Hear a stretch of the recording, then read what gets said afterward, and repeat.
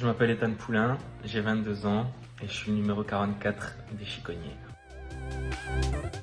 Alors j'ai commencé le foot à 6 ans à Tertre-Trage à l'époque. L'année suivante, je me suis engagé à Mons où je suis resté durant toute ma formation jusqu'à la faillite. J'ai même eu la chance de participer au dernier match de l'équipe à l'Antwerp. Ensuite, j'ai été au Sporting de Charleroi qui m'a ouvert ses portes durant 2 saisons. J'ai eu la chance de signer un contrat la deuxième saison où j'étais en équipe première sous les ordres de Felice Mazou. L'année suivante, pour ma deuxième année de contrat, j'ai été prêté à l'Allover Centre en D2 amateur où j'ai vécu une saison faite de haut et de bas, à la suite de laquelle mon contrat s'est terminé et où j'étais libre de signer où je voulais. Et donc c'est à ce moment-là où je me suis dirigé vers le Symphorinois. Ça fait maintenant 2 ans que je suis chiconnier. J'ai plutôt bien vécu le confinement. C'est vrai que je suis assez à cheval sur les règles d'hygiène, donc j'ai respecté les règles sanitaires à 200%. Sinon, j'en ai profité pour clôturer mon TFE. Cette année, c'est ma dernière année d'études, donc je serai diplômé à la fin de ce mois de juin. Donc voilà, mis à part ça, j'en ai profité pour lire, pour écrire. J'ai beaucoup joué à Football Manager, un peu trop sûrement. J'ai emmené mon club vers les sommets et j'ai aussi profité du bon temps et du temps qu'il y avait à ma disposition pour aller m'entretenir physiquement. C'était assez agréable sous le soleil.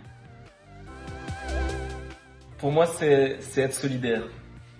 Être solidaire sur et en dehors du terrain aussi. C'est vrai qu'on est aussi connu pour l'extra sportif à Saint-Saëns. Et à ce niveau-là, au niveau de l'extra sportif, j'ai des coéquipiers qui sont meilleurs que d'autres. Et j'ai pas besoin de les citer, ils se reconnaîtront et peut-être que les gens qui regarderont cette vidéo les reconnaîtront aussi. Malheureusement, j'ai pas pu vivre la montée en D3 du club lorsqu'il était en P1. Ça devait être un super moment. Mais pour ma part, je dirais que le meilleur souvenir, c'est le 18/21 de la deuxième partie de saison qui vient de se clôturer prématurément malheureusement. Mais à ce moment-là, on marchait sur l'eau quoi. On était énorme sur le terrain, on faisait peur à toute la série. Et si la saison avait continué, je sais pas jusqu'où on aurait pu aller. Mais voilà, c'était énorme ce qui se passait dans le vestiaire, c'était galvanisant clairement. Donc c'est mon meilleur souvenir à Saint-Saëns. Je pense qu'il ne faut pas oublier le pourquoi on est là tous en ce qui nous concerne, les joueurs, les supporters, en fait le staff, tout le monde, on est là pour prendre du plaisir et c'est la base. Donc j'espère que cette saison va nous apporter beaucoup de plaisir à tous. Après, en tant que joueur, en tant que supporter, pour qu'il y ait du plaisir, il faut des points. Et quand on a des points, on a des victoires. Et sans victoire, il n'y a pas de plaisir non plus. Donc je pense que tout ce cercle-là, ça va être super important pour passer une belle saison. Au vu des qualités internes et individuelles dont dispose l'équipe, je me fais pas trop de soucis. L'objectif maintien, il va être rapidement atteint. Il n'y a pas de problème. Le reste, ce sera que du bonus. Advienne que pourra. Ah, mon numéro 44.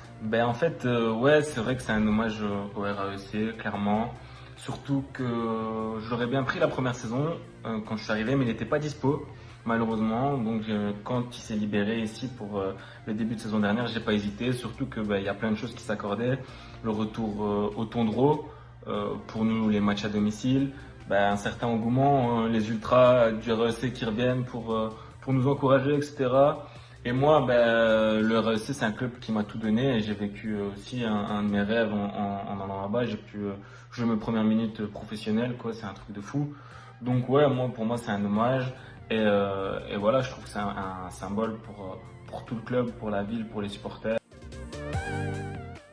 Il faut remettre la ville de Mons sur la carte du football belge. Ça, c'est une certitude. Et à l'heure actuelle, Saint-Symphorien, c'est le premier club de la ville. On est en D3 amateur et c'est vrai qu'il y a beaucoup d'engouement actuellement dans la région avec le retour du RAEC, etc.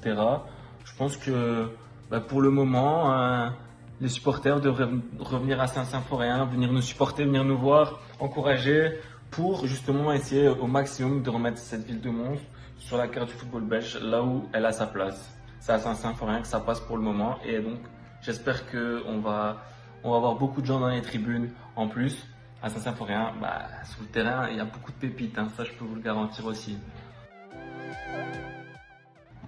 Vous avez vu cette chevelure ou quoi? Ça s'entretient en même temps. Non, mais blague à part, ça fait plaisir. C'est vrai que bon, je prends pas plus soin de moi que ça. Maintenant, j'ai une peau assez fragile, donc je mets certains produits dessus. J'ai des savons pas spéciaux, des crèmes spéciales.